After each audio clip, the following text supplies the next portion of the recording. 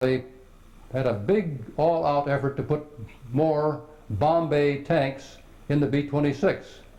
We didn't quite understand why right away, but we were told we were going to have to fly the airplane out to the Pacific.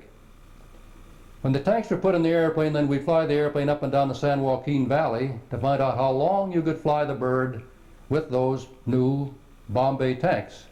And while we were there, they had two fellows named Hughlin and Montgomery, both later on became generals, who were ramrodding this project for Hap Arnold.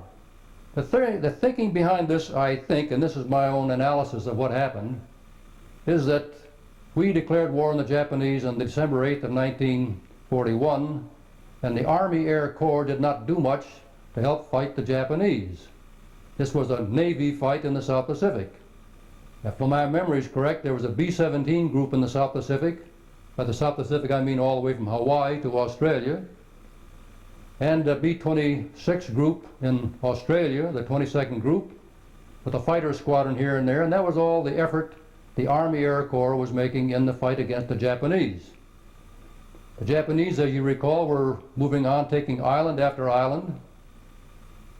And the thought was then if they could keep on taking these islands, including Fiji and New Caledonia, we would be cut off from Australia. Therefore, the Japanese could take the islands first, and then move in and take Australia and New Zealand, and we couldn't even get there to help them. So the thought then was that we would take these two squadrons out of the 38th Bomb Group at Wright-Patterson, send one to New Caledonia, that was the 69th, and one to Fiji, the 70th Squadron, and they would help fight off any invasion of these islands by the Japanese.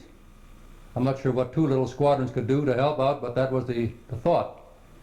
So then the gas tanks were put in the airplanes.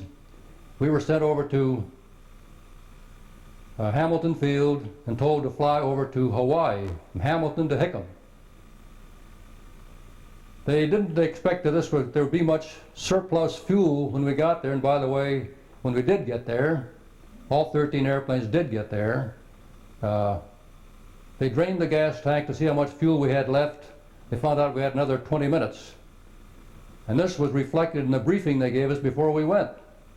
Because when Hughlin gave us the briefing, he said, if anybody has trouble on the way over, don't do too much to try to help them, or you might not make it either. He said, be damned hard-hearted.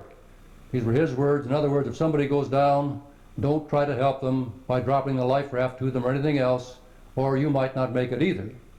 And his words were very good because there was about 20 minutes of gasoline left over after we got to Hawaii.